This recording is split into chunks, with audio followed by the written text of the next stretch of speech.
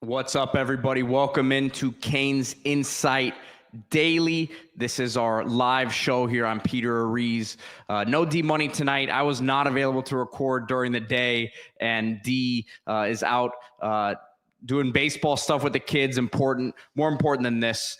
So I'm solo tonight. Wanted to get with you guys. Obviously, we're daily here, so we will not miss a day with you guys. Remember to hit that like button, subscribe to the channel. And as always, this show brought to you by Anajar and Levine Accident Attorneys. Dial 1-800-747-FREE, 1-800-747-3733, and take back control of your life with Anajar and Levine Accident Attorneys. So again, guys, as you know, a bit of a slower time period now in terms of news. Workouts have started here, but no spring ball just yet for the Miami Hurricanes.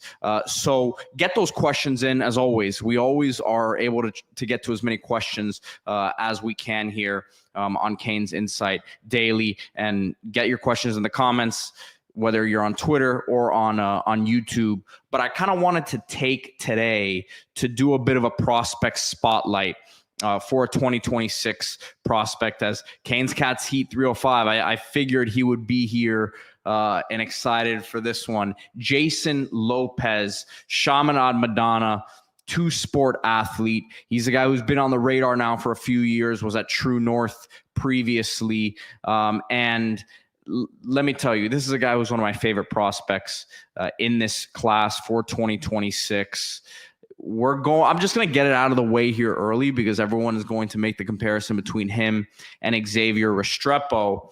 And I understand it's the easy comparison to make. They wear the same number 7. So we'll just get that out of the way. You know, we understand they wear the same uniform number, but we can't just compare, one player to the other because they wear the same uniform number. Now that we've gotten that out of the way, as I'll pull up his photo here, and the reason I'm spotlighting him, Chris Stock from Inside the U, who I think does a phenomenal job in terms of basketball coverage and getting out on scene to watch a lot of these guys, had a really good video that he put up on the Inside the U YouTube page that you guys should go check out.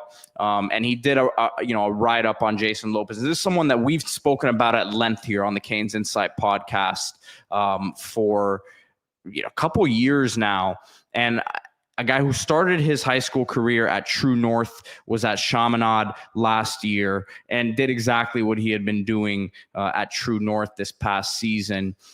This is a two-sport star, and Chris Stock's write-up was on and the video that he had was from the basketball game that they just won the district title against Westminster Academy, which Westminster Academy has the number 8 shooting guard in the country, Alex Lloyd, who signed to Florida, one of the best in the country, came up down here in the AAU circuit with the Knight Riders program, and a guy who played with the Boozers growing up. So he went toe-to-toe with Alex Lloyd, again, from Westminster Academy. They won the district title. And this is a big-time athlete. When you're talking about Jasen Lopez here, as I pull up his football stuff here, 12-minute highlight from Chaminade Madonna this last year. And yes, again, slot receiver. He's playing on the outside here. You see the ball skills right there. But the yards after catch ability with this guy is better than you would expect for the stereotype that a lot of people are going to throw on him, that he is a white slot receiver. And my point for going through all this is, and talking about the basketball stuff too, is he's going toe-to-toe with a guy who's signed to go play for Florida. This is a guy, to me, who, again, boom, high pointing the ball. That's very Restrepo-esque right there, a mismatch in the red zone. But I want you guys to see some of his yards after catch ability, which, again, a lot of the stuff translates from the basketball court, which is, the attacking and manipulating angles, right? You see it on his basketball stuff.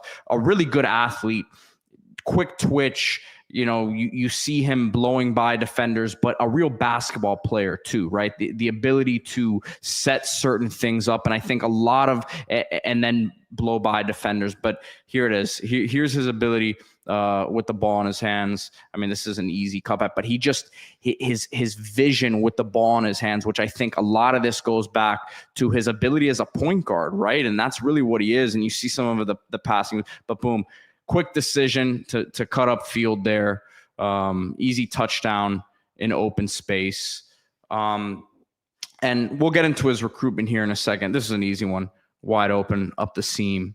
But this is a guy that, from what I understand, and talking to D Money earlier, Miami is definitely very interested in this guy, and he's someone who I think is going to become more and more of a priority as we move forward here in the coming weeks. Was supposed to go to Miami a couple Saturdays ago, had a basketball interference in terms of a game that he had. But again, this is a Chaminade. He's doing it against big time competition. You see the body control up the sideline here. And this is a guy with Florida, Arizona State, TCU basketball offers. Miami, he said that Coach Larinaga saw him play last year a few times, but that he had no communication with the Miami staff.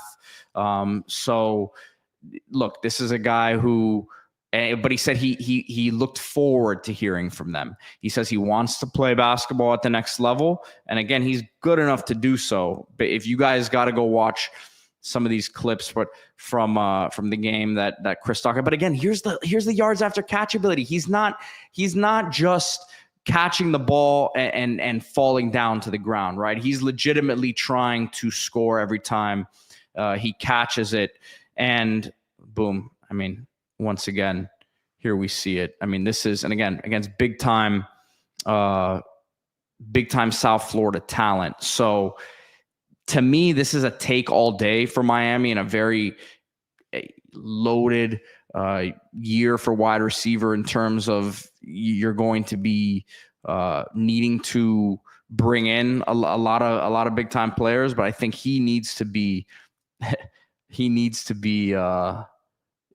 up there in that mix. Canes Cat T305 says, bro, he dunked on two guys, literally bodied them. I think I sent you the clip on IG. Yeah, he was doing that all day. Not all day, but he did that a few times in the clips that Chris Stock posted. So again, this is a big time athlete, man. This isn't just a guy that you say, man, this is a crafty wide receiver. Boom. I mean, you guys are seeing this, right? Like, this is a guy who, as I'll pull up, this is a 12-minute highlight tape from this last season. So that just goes to show you the amount of plays he made consistently throughout the year. But here's his recruiting profile. And listed at 5'10", 165, a 3-star. And I'm going to have to do it here for you guys because I know, again, this is going to be the natural comparison because of the wearing of number 7 between the two of them. But Xavier Estrepo, 86 rating, which, as we see here, as a recruit, what do you know? The same exact rating as Jasen Lopez. And what did he have? 439 on the composite nationally. And then Restrepo is actually rated 623. And you look at this is alphabetical order here, but yeah, man, it's he committed to Miami there, and it wasn't a completely, when he committed, some people were like, man, this is a bit of a reach. You see what the crystal balls here at the time were for him, Kentucky and Miami. And then, going back to Jasen Lopez here, Florida State offer, Kentucky offer. Pitt was a school that he mentioned that has offered him as well. But recently here, as you see the timeline, Missouri has this is all early January or late January and within the last couple of weeks here. Ole Miss, Arkansas, Georgia Tech, Minnesota, Missouri. So word's out on this guy. I think it's only he's going to be a 4-star by the end of the day. To me, I agree with you. As Canes Cats T305 says, if you are listening on the audio here, he says Lopez will finish as a top 200 player. I think top 300 for sure, but I think he could push into that range that you're saying without a doubt. A-Rob saying, how's he different from Jose Leon? And Jose Leon from Columbus a couple years ago, who ended up at App State who I was a huge fan of his too. I mean, realistically, I think, that kid, would have made it a lot of places as well. But I think, to me, I think I see a little bit more yards after catch. I see a little bit more juice athletically with Jasen Lopez. I mean, like Kane's Cat Seat 305 says, if you go pull up some of the stuff from basketball, you see him jamming on guys. Like, I mean, he's to me, he's that sort of athlete. I think that's where the difference between him and Jose Leon were. And I saw Jose Leon like pull away from people in big time competition. So he has juice too, but to me, a little notch ahead there. And Leon was a very productive player, but I'll take Lopez there.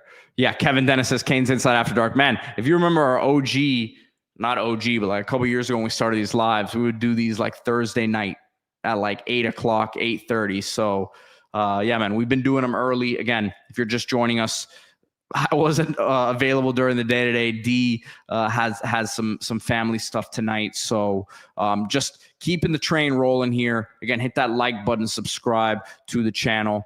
Rob says, I just hope we don't overthink it. This is in reference to Jasen Lopez. We tend to do that. Yeah, man. And I think it's trending towards that Miami's not going to overthink this one. Again, based on what I was talking to D Money about earlier today, we were talking about what we should talk about in terms of the show. And this is a guy who I think is going to be, heavily on Miami's radar here moving forward.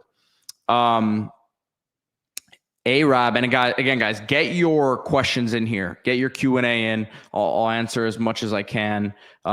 Williams Bacon says, is there a number of players we can recruit as two-way football and basketball players? Can we get Lopez and Russell, and they both play football and basketball? I mean, look, there's no maximum you can take, but again, this is... at a certain point, these guys are going to have to choose what they want to pursue, right, in terms of their professional endeavors, right, down the line.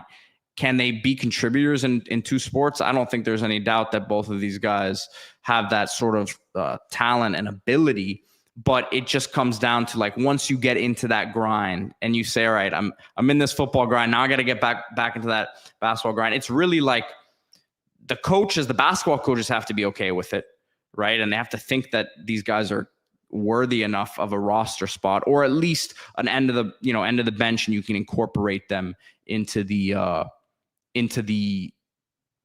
whole grand scheme of things. But you're not going to rely on those guys, at least on the basketball side of things. That, like, if you're building the roster from Miami's coaching point of view, can these guys play a role on the team? I think 100% they have the talent to do that, but it's a tough thing to juggle. It really, really is. But there's no like maximum. A-Rob says, off topic, how did Notre Dame pull Juwan Cedar from Notre Dame and Miami couldn't? I mean, I don't know if it was that Miami couldn't. It's just that, like, is Miami in the market for a running backs coach right now? That's the thing. I think Coach Merritt's done a really good job. It was one of the best running attacks in the country last year. I don't know. Notre Dame was kind of in a bit of a pickle right now. They lost their GM, Chad Bowden, to USC. They were supposed to hire James Blanchard from Texas Tech as their GM, and he was about to accept the job. Pretty much they were close to the terms of the deal, and he ends up staying in Texas Tech. So you lose, if you're Notre Dame, you lose, obviously, your defensive coordinator, Al Golden. But from a recruiting standpoint, you lose your GM, and you lose the guy that you were supposed to replace him with, right? You lose your running backs coach to the NFL. So you had, like, they probably doubled his pay. As Kane's Cat Heat 305 was saying earlier, this is a guy, Juwan Cedar, who was the assistant head coach at Penn State. So, I mean, look, we talk about it with NIL all the time. Miami has plenty of money to spend in NIL, but at a certain point, you still have to like divvy stuff up and say, okay, we're going to spend big here and not. Notre Dame probably just spent a ton on a running backs coach, who I think is maybe the best in the country, but like Miami's in a good spot right now, I think, with Coach Merritt. And he says, yeah, but he made a lateral move and jumped to Notre Dame. Huge pay raise, man. Huge pay raise. Let me see here. Someone else said, Kyle said, did D-Money leave Kane's back and Kane's inside and go back to lawyering? No, man, he did not. And he's still lawyering, man. He's just doing this full time. So he's still, play by the rules. Says, we miss you, D-Money. Hurry on back. I'm sorry, guys. Like, I guess I'm not holding it down good enough. But yeah, man, news has been slow here. So we're just trying to stay connected with you guys. We appreciate everyone who's been on with us. A-Rob says, Juwan Cedar's a Florida guy with huge ties to the state. Listen, we know, man, he's a Belle Glade guy, a big Muck guy, was at Marshall, West Virginia. He was at Florida for a year. I forget. Did he do much there? I don't know if he's the guy that's going to take. I don't know if like Juwan Cedar's the missing piece for this staff. You see where I'm coming from? I'm a huge fan of his, but like I didn't leave this last season and say, man, if we had Juwan Cedar on staff, then the season would have turned out differently. I do get what you're saying though in terms of recruiting, but yeah, I don't know if he would have made the difference. And you guys are asking about coaching hire updates in terms of basketball. Nothing else from what I said last time. I think it's a very short list right now of candidates, and I think they're inching closer, man. I think they'll have their guy soon, whether it's announced now or not. I think they're gonna have that guy pretty soon. And guys, since we're on basketball topic, I did want to talk real quick because we were talking about Jasen Lopez, two-sport star. You know, could he be a guy that plays both sports at Miami? And the basketball team is favored tomorrow against Syracuse. So how about that? 1.5 point favorites. Have them at home. This is a Syracuse team that is 11-13 on the season, 5-8 in the ACC. So Miami 1-11 in the ACC. So they have 4 more ACC wins than the Canes. They're coming off a triple overtime win against Boston College on Saturday. So Miami somehow favored in this one by 1.5. Canes did show some fight on the road against Louisville the other day. Canes he says they've turned the corner. He says they will probably win. So look, man, it's been a really rough season. It's not much to hold on to in terms of like who do you get excited about, but I think this will be a big name based on what I've heard. Whether or not other people classify it as big names or not, who knows? But I think it's someone who big name in the sense of like would be wanted badly by other programs. So, and Arab says or underwhelming like baseball. Look, man, we'll see what happens with baseball this year. Obviously it was the worst season historically almost ever, right? Last year. Canes Cats Heats 305's in here, so he'll check me, I'm sure, on a bunch of different stuff. But I think that was a really tough situation for obviously the timing of the situation where Gino DeMare steps down. JD comes in without the ability to really use the portal. The portal was closing in a few days when he came in. I'm optimistic in what's happened this year. And Gino, again, correct me if I'm wrong here, but like, were those not top 10 teams? The end of the seasons were horrible, but like, were those not top 10 teams those last couple years before he stepped down, which, there's a myriad of reasons why I think he stepped down including like not wanting to deal with the NIL stuff as a lot of these college coaches do and him not just needing it. But I don't know, man. That's just me in terms of the hire of JD, like keeping it in house. A guy who, again, if those teams were top 10 and you don't have much room to work with in terms of the portal at that point, we'll see what happens this season. But and play by the rules, asking any news on coaching staff hires as we're still awaiting, this defensive line coach. No, man, it's been probably taking a little bit longer than I would have expected for this to become official. But yeah, man, we'll keep tracking it.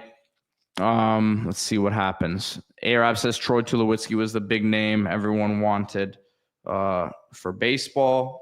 Yeah, no, that was definitely a guy that I know a lot of people were talking about, but I'm not sure if he was the guy for the job at the time.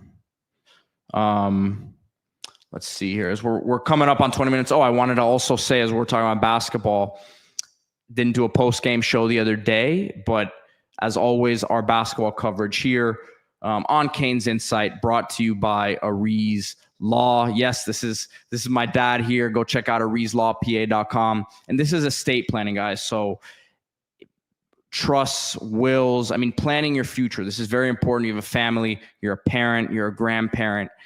You got to plan your own future so others don't. Aries Law, check out AriesLawPA.com. Schedule your consultation either virtually or in person. And you see his office here down Coral Way in the Gables, headed towards Brickell.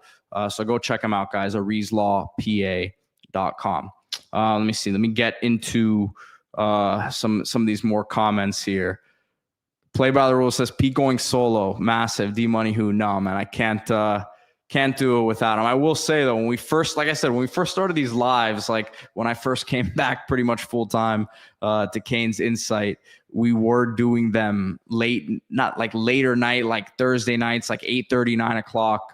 And I was doing a lot of them by myself. So, these are hangout sessions, not too much straight up news going on. So I just, I don't mind hanging out with you guys. I enjoy the conversation. A-Rob says, shout out to A-Rod, new owner for the T-Wolves. Says that was, I don't know, it wasn't approved. It was, I guess the judge had to decide. There was a dispute between him and the previous team owner. So that was a weird situation. It looked like he was trying to get the team back after they had a little bit of success last year, finally, after they hadn't for a while. I guess it was Glenn Taylor was the former owner, but yeah, it's cool to see A-Rod, who still has a suite there at A-Rod at A-Rod Park, of course. Mark Life Field there. But baseball season's here, as media day is actually tomorrow. Canes Cats Heat 305. So we'll be out there. I believe it's at the Big Cheese. So we'll be out there at Canes Baseball Media Day. And it should be a good time, man, interacting with a lot of these guys on the team. It was always fun when I was in school and I did WVUM. Baseball was always, I called the football, I called the basketball, which I really enjoyed being up close there on the floor. But baseball was always really cool because we had really good access to the team. Got to go to a lot of the practices and we were the official broadcast. So I do have a special place in my heart for the Canes baseball team and all these guys have come through the program. So we'll see, man. Williams Bacon says, how does Luke Nickel look in workouts? Is he showing leadership qualities? Look, man, I can't say I've heard much about his leadership qualities in these workouts now. A lot of it's not really football related stuff, and it's probably going to be pretty hard for a freshman quarterback to stick out in these workouts. But I will, I'll see what I can get there. I saw his brother walking around the other day. His brother is some good size, who comes in as a tight end. So A-Rab says, we think Miami will ever have a softball team. Unlikely. They're going to have to build their own field. Not going to happen on campus at this point unless they knock some buildings down. I asked our AD this question specifically. So it's, unless something changes, I doubt that. Kyle says freshmen are going to step in and be a new leader on the face. And look, this is in reference to the Luke Nickel question. it's not so much that they're going to go in and start telling guys, hey man, you got to pick it up. Like, what are you doing? You're not running hard enough. Like that. It's more about being there early, on time, not on time, early, being one of the last guys to leave, putting an extra, like that's the stuff that people notice that, he's not going to be opening his mouth telling people what to do right now. You earn that by doing the little things and doing everything you're supposed to day in, day out. Going to class, like as stupid as it sounds, like that's the sort of stuff that, gets these guys starting to believe, because then once they get on the field, he's got to do it. He's got to make the throws. But no, I think that's how it'll happen. Let's see what we got here. A-Rob says that D-Money busy getting watch WWE Raw. No, man, he's got baseball with the kids. So again, it was my fault that we couldn't record during the day. Kyle says, Pete, how many of these football players hoop in downtime? You ever play ball with them? When I was in school, man, I would play with a lot of them. I did play with Cam one time before the season earlier this year, and some of the other guys. I know the offensive line were out there. Inez Cooper.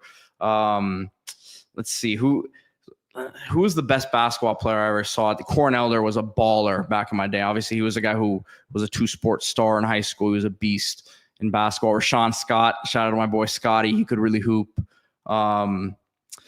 Trying to think who else. Kevin Olson was really good at basketball, man. That's a random one, but he was really good. Oh, and one of the best was Gianni Jibo Paul. You guys remember him, linebacker from Lakeland.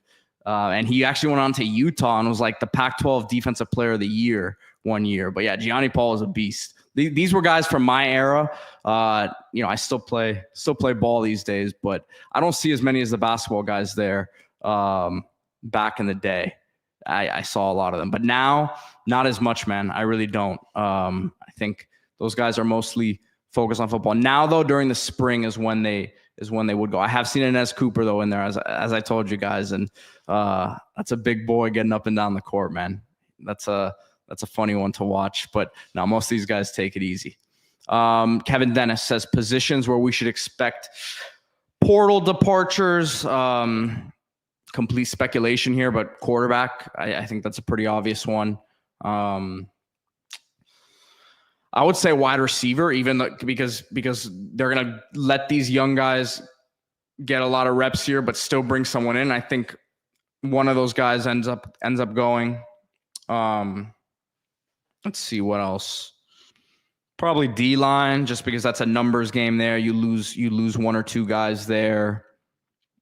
Maybe linebacker, lose one. And again, this is a lot of it just like thinking like, all right, you got this many guys in the room.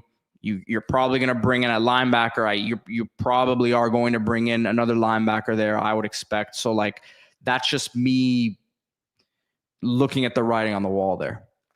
Kyle says, I think we lose a cornerback after spring. Wouldn't surprise me, man. You just brought in, multiple guys who all want to play now. And maybe it's one of the guys who was here last year. So yeah, and he says, Kyle says we brought in 3 from high school, four portal CBs. I see someone leaving. And look, I agree with you, man. Sometimes it's not even about like, well, this guy doesn't want to compete or whatever, but it's a numbers game, man. You can only play so many of them at once. So yeah, it's a numbers game, quite frankly. So I think I pretty much went through every position. I mean, I think maybe 4, 5, 6 departures after spring. Kane's Cats T305 asking if we can land Javari Flowers from Northwestern. I mean, yeah, they're going to be trying here. But part of what is like a concern to me is what we were just talking about. It's a lot of guys there, and he's going to play right away as a return man. But does he want to sit and wait? He just reclassified and he can probably play again. I think he's good enough to play at Miami, but is it going to happen right off the bat coming in as a summer enrollee? I don't know realistically if it is or it isn't. Not that it's a talent thing, but just the adjustment that quickly. And could it happen like right in the first part of the season if he comes here, 4 or 5 games in potentially, but like that's far down the line right now. Let's see here. Yeah, Arab says wide receiver probably one leaves. I agree with it. And Kane says Heat 3 or 5 or is it asking about Flowers? Is it a numbers game now with him? Listen, I'm not saying it's a numbers game in terms of like if it was too much of a numbers game, Miami would not be recruiting him to bring him in now, but they want him. Just because he reclassified doesn't mean they don't want him. They wanted him for the last class, so they still want him badly. But again, it's going to be down to the kid. Is he? But I would ask the guy the same question for Javari Flowers. Like, okay, if you wanted to come to Miami before you reclassified, what changed? Is it just that you're not going to? It's going to be I'm not going to say not going to play, but is it going to be tougher for you to see the field now? Is that going to make you change your decision? I don't know. These are the dynamics of the decision that would be interesting for me to try to see what happens there. Kyle asking, what are you most exciting about watching in the spring? Position group players. I'm going to say defensive end, man. A lot of young guys there. They didn't really add much there in the portal. So that shows me that number one, kind of like receiver, they're excited about what they have. It's not it's not out of the realm of possibility to say that they could add another one at the position, but you're going to be able to see a lot of these young guys get reps. And I might be forgetting someone, so forget me if I am, but the Booker Pickett's of the world, the Cole McConaughey's, I saw him the other day walking around campus from a physical standpoint. I mean, size was never the issue with him, but a guy who looks like he's becoming more of a grown man, which that position is a grown man's position. So him, Pickett, Marquise Lightfoot, Elias Rudolph. It says a lot to me that the Rudolphs of the world and the Lightfoots of the world stuck around when we know that other programs were definitely going to be interested in them if they entered the portal. And they're a year bigger, smarter, just not going to say the system because it's a new system for everyone, but just like being in that college program and sticking it out. And I'm really excited that those guys stuck around. And then the Hayden Lowe's of the world coming in here as a freshman. So I'm excited about that group, man. I really, really am. Let's see what else here. Kevin Dennis says all the schools he's interested in are loaded at corner. No, without a doubt. I don't know if there's out there, but someone told me maybe Syracuse is a sleeper for him. I don't know if that's a school that he's actually mentioned, but that's what I was told. Let me see here. Who are his official top schools right now? Let me see if any of you guys can help me out here, but I think Arizona State was like, it wouldn't surprise me to see a school like Arizona State randomly win the recruitment. They may offer a bunch of NIL, maybe be a little bit more desperate than one of these other schools and say, look, you're coming in and starting right away at a program that was in the playoffs last year. But let's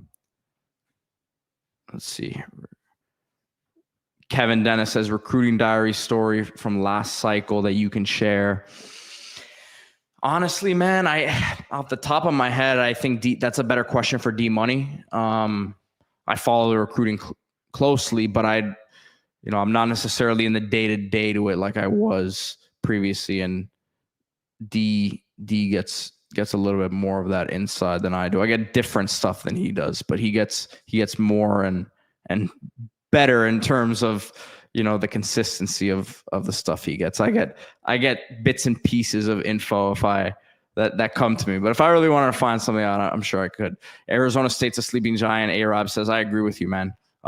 He says, I believe they have good NIL funny. It's funny because I was recruiting and I actually signed a player from there and I was working with a couple guys NIL wise, and they had in the beginning, like they were the worst collective. Like they didn't have a collective. They had no one running point. Like they actually got their NIL collective together because like there was a group of players like that were so upset that they didn't have anything that it was kind of forced out of nowhere. I think it's like the Angels Angels something, the Angels Collective, something like that. But it's there. It's a very good program now. Yes, it is. But it was not great whatsoever. But yeah, guys, I appreciate you hanging out with me tonight. I know there wasn't much going on in terms of the news. So to have 500, 600 on here, we really appreciate the support and love the convos. And here, hit that like button, subscribe to the channel. Don't worry, D-Money will be back tomorrow. We'll be back on our regularly scheduled programming, and we will have Mike Ryan again on Wednesday. He was gone last week for the Super Bowl. So I know things have been a little out of whack here on Canes Insight, but we don't stop. Remember to join the website, completely free, canesinsight.com, to join the discussion. And we'll see you guys tomorrow. Go Canes.